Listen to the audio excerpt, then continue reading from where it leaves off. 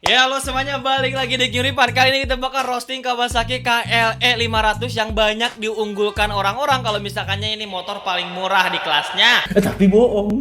Iya benar, kalau misalkannya kita ngomongin konsep adventure di kelasnya, memang ini motor bisa dibilang paling murah. Tapi ada beberapa hal absurd yang sebenarnya mah ini motor nanggung-nanggung buat bisa kita katain ini motor spek adventure. Apa bae dah Bang Ripan emangnya? Apakah ini motor sama CB 150X sama absurdnya? Kurang lebih kayak gitu dah layakan.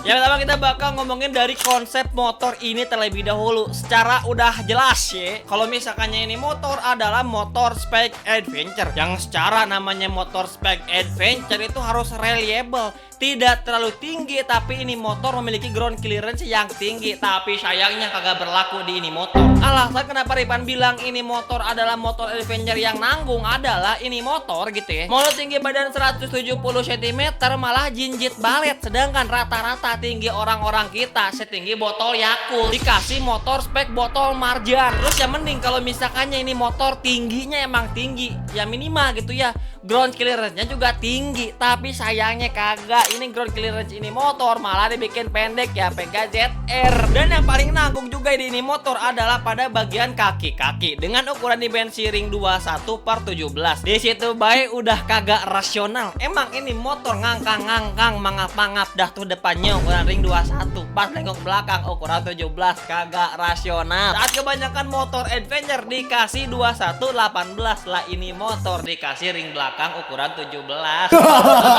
Dan pada tahu kalau misalkan yang ngomongin ukuran diameter yang udah paling absurd, hal yang paling absurd di ini motor itu adalah bagian ban yang masih menggunakan ban dalam. Buset, ini motor zaman Mesolitikum. Teknologi. Bayangin kalau misalkannya lu pada lagi berpetualang di Himalaya, tiba-tiba setengah 3 ban bocor, nyari tukang tambal ban kagak ada, itu gimana ganti ban dalam? Motor adventure hampir 150 juta masih pakai ban dalam. Bayangin coba dah tuh. Apa kita harus bawa abang-abangan bengkel buat ngikut di belakang biar ntar kalau misalkannya bocor ditambalin? Goblok. Tapi yang paling absurd bukan hanya pada masalah ketinggian ataupun kekocakan pada bagian kaki-kaki, tapi kalau misalkan yang kita move pada bagian shock absorber yang bener-bener mengakomodir kenyamanan ini motor adventure secara 150 jutaan emang udah USD, udah prolink, tapi ini motor kagak ada setelan adjustmentnya. Shock depan udah fix kayak gitu, shock belakang agak ada setelan kompresi ataupun ribbon. Ya cuman ada preload doang di shock belakang. Jadi kalau misalkannya pengen setting keempukan, kekerasan, kagak bisa di ini motor karena kagak ada setelannya. Aduh, di sini aja lu pada harus ngertikan kenapa ini harganya katanya murah. Motor adventure kagak ada setelan shocknya. Terus kalau misalkannya kita ngomongin teknis tadi, kita kalau misalkannya kembali ngomongin elektrikal di ini motor yang sebenarnya meet da bullshit, motor adventure udah kayak motor purbakala. Pertama kita ngomongin elektrikal pada bagian speedometernya emang udah full digital. Yang dimana kalau misalkannya kita ngomongin kontrol speedometer, harusnya buat motor sekelas adventure memberikan kemudahan ada di setang gitu kayak kebanyakan motor adventure yang lain. Ini memang agak ada. Setelan manual ada pada bagian speedometer. Udah. Dan kalau misalkannya lo pada udah anggap itu absurd, ada hal lain yang masih terdengar absurd, yaitu fitur di ini motor yang kagak ada. Ya fitur-fitur umum di motor yang harusnya tuh ada di motor 100 jutaan tapi di ini motor kagak ada. Cuman ada ABS doang, itu pun kagak bisa dimatiin. Ya bisa sih yang belakang doang. Jadi kalau misalkan ngomongin fitur-fitur yang lainnya, misalnya quick shifter, wheelie control gitu ya, assist and slipper clutch. Pokoknya di ini motor teknologi emang purba zaman Fir'aun. Ini motor harusnya dibikin kagak ada. Ada Bluetooth sama ABS doang. Bluetooth mah Nokia Symbian tahun 2000-an juga ada, kocak.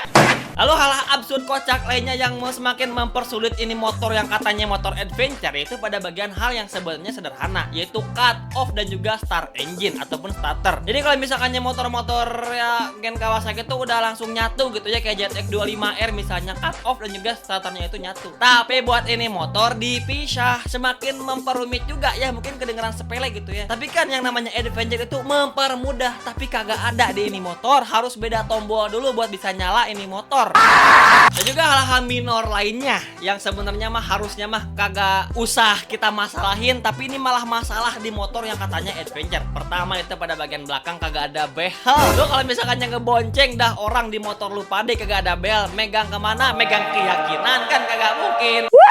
Apalagi penumpang bakal semakin disiksa dengan kondisi kontur jok yang udah mati tipis dikasih ukuran yang kecil. Bayangin coba lu pade, motor adventure joknya keras, kagak rasional. Bukan cuman keras tapi kecil dan juga tipis.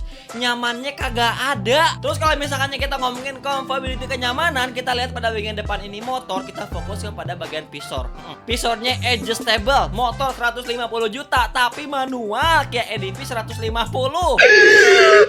Apalagi pelit bener ini visor, ukurannya mungil. Semakin mempersulit kalau misalkannya kita pengen buat naikin visor harus turun dulu setel buat ini visor motor. Dailah. Selain beberapa hal absurd tadi yang Ripan sebutin, itu ukuran kapasitas tangki yang cuma 16 liter. Emang ini motor konsep adventure, tapi emang secara rasional ini motor kagak bisa kita pakai adventure. Ya harus banyak-banyak loading, apalagi tangki yang cuma 16 liter. Kebanyakan motor-motor reguler sport aja itu 14 sampai 16 liter. Ini motor adventure yang niatnya dipakai buat adventure ribuan kilometer. Dah bullshit, ini motor tangkinya kagak segede itu. Apalagi ini motor kapasitasnya 500 cc. Tapi bohong. Tapi bohong, namanya emang KLE 500 tapi kapasitas aslinya cuman 450 cc.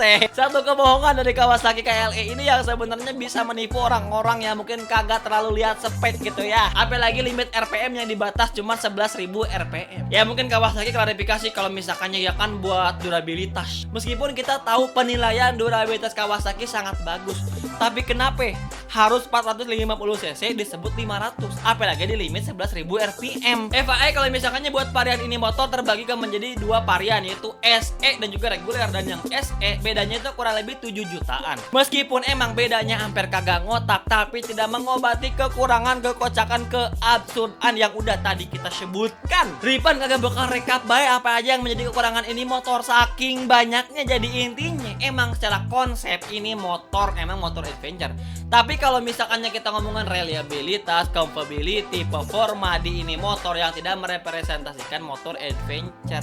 Tapi kalau misalkannya ini motor dijual 80 jutaan baru relevan. Subscribe guys.